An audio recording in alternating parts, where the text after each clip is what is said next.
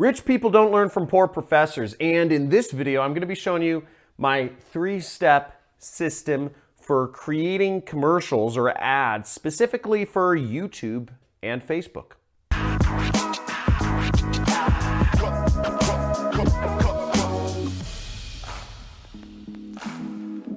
So here in my ski chalet, I'm going to show you my 3 steps to creating a commercial for YouTube or Facebook advertising specifically. Sorry, I'm making fun of Tai Lopez, but seriously, here's the 3 steps that I do to create ads for YouTube. I spend just hundreds of thousands and millions of dollars between YouTube and Facebook advertising my products and other people's products and services as an affiliate marketer. Now, the 3 steps are simple. It's HSE, and I'm going to be going through each of these. So first, you want a hook, okay? That's the first thing, a hook, or what's also known as a pattern interrupt. Now, when I started this video, what I said was, rich people don't learn from poor professors. That's kind of like, I don't know, it's kind of like a new statement. In one of my other ads, I said, Jesus won't teach you how to be rich. And you want to basically tie together 2 different things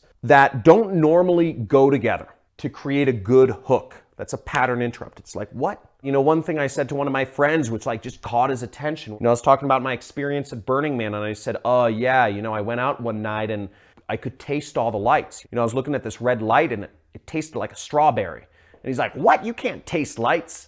And, you know, but that's like catches people's attention.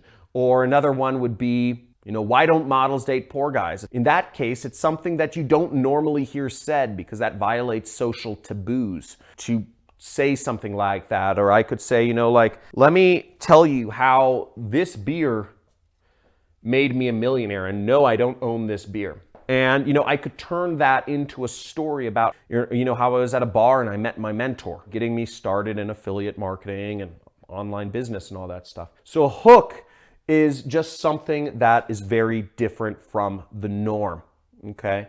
And you can use hooks for anything, no matter what you're selling. I used a couple different examples, but tie together things that don't normally go together. I was at Burning Man and I was literally tasting colors and, you know, it's like, what? You know, where does things go from there? I think the best hooks actually sort of have to do something with the subject you're talking about. Like I said, Jesus won't make you rich. Right? I'm talking about money. Like that ad is meant to sell a training program of mine, which if you want to learn more about, there's a link in the description, or you could subscribe to my channel. But, you know, training program of mine that actually teaches people how to make money online. But most people don't tie together like religion and making money, or they don't say Jesus, you know, it's like, oh, don't use that name, you know, like, so that gets people's attention.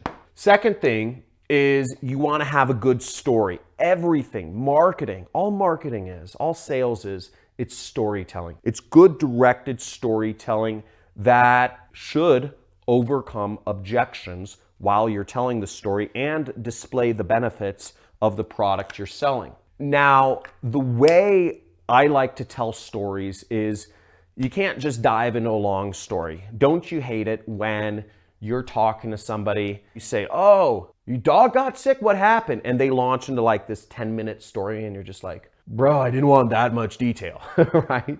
You know, it's like, okay, like you told me your dog was sick, give me like 2 more sentences, right? And you're like, well, you know, I thought he'd really like this garlic chicken I got from Zanku Chicken, you know, the Mediterranean chicken place, and I guess dogs can't eat garlic, so he just diarrheaed all over my kitchen. You're like, haha, like I got a little more detail. That's all I want to know. I don't want the 10-minute version. I just wanted the, you know, the 30 seconds longer version. Now, after those 2 sentences, if they were to say, he diarrheaed all over the kitchen, really? Like, what'd you do next? They're giving you permission to go into a little bit of a longer story, right? I'm going to spare you the detail about what happened to my dog. But the point is, they give you permission to go into longer detail. So you told them 1 sentence, get into my formula. Told them 2 sentences, told them 4 sentences. And then what I like to do, let's say I tell the 4-sentence story, what you can do with a story, let's say that's about it, right? We're talking for a good YouTube or Facebook commercial. What you're talking about is you're talking about 2 to 3 minutes. Okay. Now on YouTube, you can go longer. You can go like 10 minutes. I say longer, the better. But 2 to 3 minutes is a good baseline. Okay. Don't do it shorter. You're leaving money on the table. And I'll make up a story here. But basically my formula is tell them the story in 1 sentence, then tell them the story in 2 sentences, then tell them the story in 4 sentences, summarize the story in 2 sentences, and then summarize the story in 1 sentence. Okay. With a call to action. And with both of these, you have what I call a CTA, meaning you're telling them what you want them to do. So let's make up a story here, okay? Let's make up an ad. Let's make up a story for selling you this marker. So I had the hardest time finding markers to do my training presentations on, but I came across this Magnum Sharpie I didn't know existed, and it has made people so much happier with my training presentations. It's awesome. Told you a story in 1 sentence. Let's go into the story in 2 sentences. So before, the problem that I had was that I was using these boards and I would be using this little marker, you know, those little itsy bitsy markers. You could like barely see, they're like these little lines and you could barely see anything. And I was going through all this time of like drawing diagrams, and then I'd post the video on YouTube and people would be like, John, I can't see what you're writing. So I did all this searching and Googling, and I went to different office stores and I found they actually sell this rare brand of Sharpies, really hard to find, called Magnums. And they're these huge monster thing. I call them man markers. And you can write big and people can understand them. Told the story in 2 sentences. Now, if I were to go further, I would tell the story in 4 sentences. So, you know, when I was writing small, it was hard for people to understand. And I felt like my markers were holding back me conveying information to my audience to help train them in something that's very important, which is learning how to start their internet business.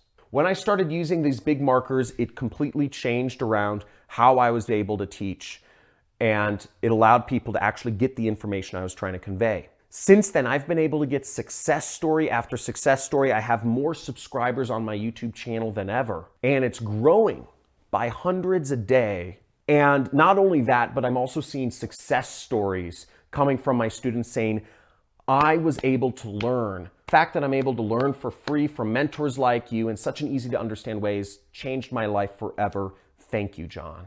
And that brightens up my day. Told it in 4 sentences. Now I'll summarize in 2 sentences.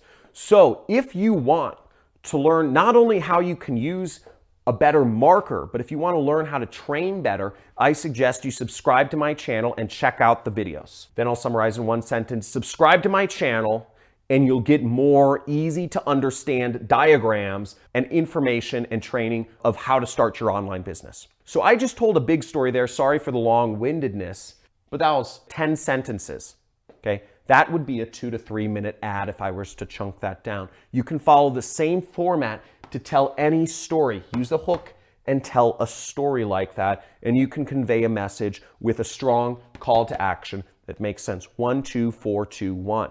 Now what I do if I want to make it longer is I will actually do 1, 2, 4, 16, 4, 2, 1, and I'll just do a much longer story. I kind of ramp it up in between, but I hope that makes sense. Let's get on to the last thing. The last thing of doing a good commercial is editing. This is, I don't know how to do this stuff, but I pay people to do it. Now for YouTube, YouTube ads are driven, and TV ads as well, are driven by visuals. If I filmed myself and I did this hook, I would take that video, and what I would do for YouTube is I would splice some B-roll into it. I'd splice some B-roll of me using markers and creating stuff, and I'd splice some B-roll of like, you know, a close-up of the marker and a pan around. I'd do whatever.